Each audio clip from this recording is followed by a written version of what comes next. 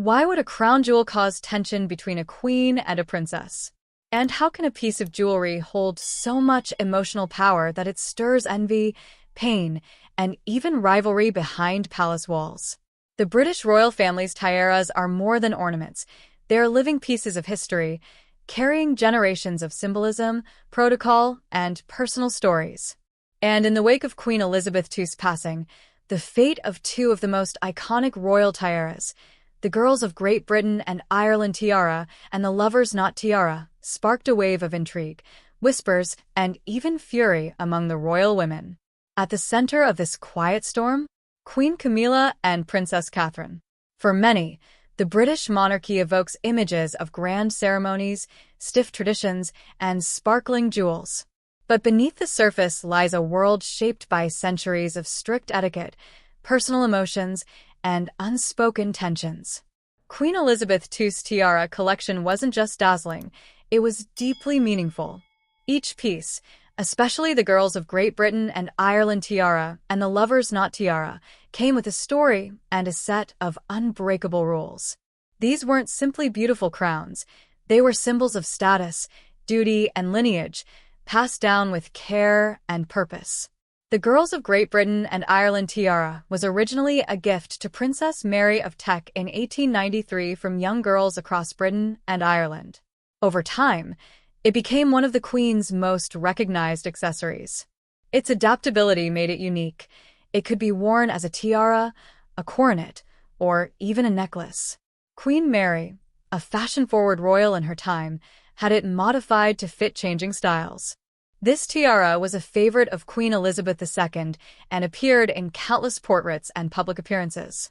It became a crown of familiarity and dignity. Then there's the lover's knot tiara, delicate, romantic, and loaded with sentiment. Its diamond-encrusted bows, each dangling a teardrop pearl, tell a story of timeless elegance. But it's more than that. It was famously worn by Princess Diana, a woman who left an unforgettable mark on the royal family and the world. When Catherine, Princess of Wales, began wearing the lover's knot, it reignited memories and emotions tied to Diana's legacy. This is where the tension begins. Following Queen Elizabeth II's death, her personal collection of tiaras was carefully distributed. Royal tradition holds that the Queen consort has first pick, followed by the Princess of Wales, and then other royal women. By this rule, Queen Camilla should have received the most prestigious and emotionally significant pieces. She did receive the Girls of Great Britain and Ireland tiara, a major honor.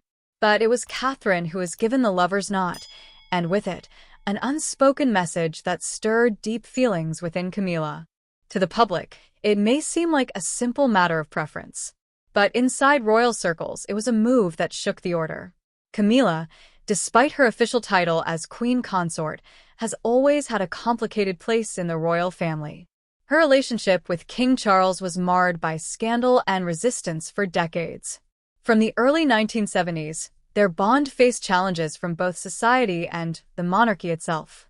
After Princess Diana's tragic death, Camilla's image was slow to recover. Even after marrying Charles in 2005 and eventually being crowned Queen Consort in 2023, she still faced whispers and cold stares.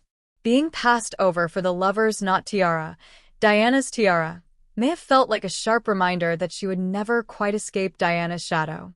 Catherine, on the other hand, entered the royal family from a different world.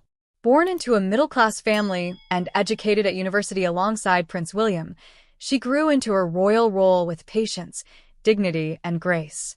Her poise in public and devotion to charitable causes made her one of the most beloved members of the family. Wearing the lover's knot tiara placed her symbolically in Diana's shoes. It wasn't just about the sparkle on her head, it was about what it meant. It was as if the royal family, and perhaps even King Charles, was silently passing on Diana's legacy to Catherine. For Camilla, that sting would have been hard to ignore. Royal rules only added to the tension. Once a tiara is given or loaned to a royal woman, it becomes hers for life. No switching, no sharing. That meant Camilla, no matter how badly she wanted it, would never have the chance to wear the lover's knot. And while she held the Girls of Great Britain and Ireland tiara, A historical treasure in its own right, the emotional weight of Diana's tiara made it seem, in Camilla's eyes, like she'd been handed the second choice. It didn't help that Catherine reportedly received a larger share of Queen Elizabeth's accessories, including several other high-profile pieces. To Camilla, this could have looked like favoritism, a sign that the late Queen and others in the royal household saw Catherine as more deserving, or more symbolic of the monarchy's future. Add to that the strict hierarchy that governs tiara selection, and you have the perfect recipe for resentment. But tiara protocol in the royal family isn't just about who wears what. It's a system built on deep-rooted tradition. Tiaras are generally reserved for women over the age of 18, unless one is specifically gifted earlier.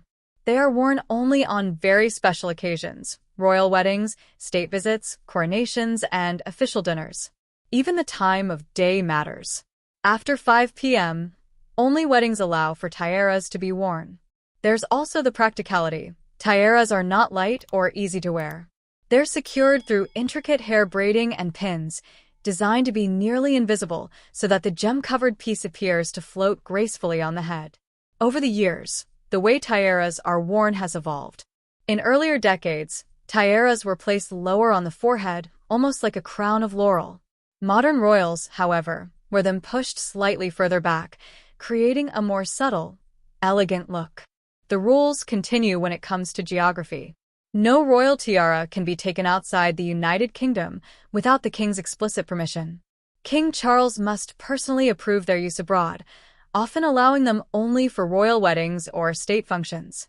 This tight control reinforces the idea that tiaras are not private property, they're national treasures. And that's what makes the competition for them even more intense. Because these are not just luxury items, they're pieces of living history, with power, meaning, and symbolism woven into every gem. Camilla's frustration is, in many ways, deeply human. She has spent her life trying to prove she belongs. Facing decades of criticism, adjusting to palace expectations, and carving out her role beside a man who was once married to the most adored woman in the world.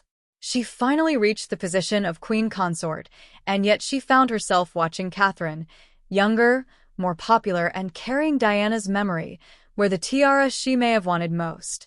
Catherine's position, however, is not without its own challenges. Rising from a commoner background into the highest ranks of the royal family is no small task.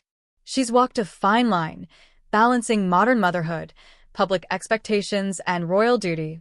Her grace under pressure and her unwavering presence beside Prince William have made her the people's princess, a title once so closely tied to Diana. And when she appears in The Lover's Not Tiara, it's not just about diamonds and pearls, it's about a statement.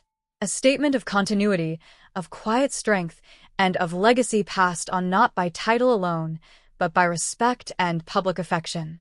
The quiet feud over the tiaras reflects so much more than two women and their jewels. It reveals how the British monarchy is still governed by tradition, appearances, and unspoken competition. Tiaras may sparkle under the lights, but behind closed doors, they carry emotional weight, political symbolism, and personal rivalry. Camilla's fury may seem surprising, but within the context of royal dynamics, it makes perfect sense. These pieces represent status and acceptance, and being denied a certain tiara can feel like being denied a piece of one's rightful place in history. Ultimately, the story of Queen Elizabeth II's tiaras is about more than inheritance. It's about how identity, emotion, and legacy play out in one of the world's most watched families. The Girls of Great Britain and Ireland tiara and the Lover's Not Tiara are not just royal artifacts, they are characters in a living story, worn by women who each carry their own past, ambitions, and pain. And as long as the monarchy continues, these jewels will remain at the center of quiet battles and public fascination. If you enjoyed this story, don't forget to like the video and subscribe to the channel for more behind-the-scenes insights into royal life. Your support helps us bring more fascinating royal stories straight to you.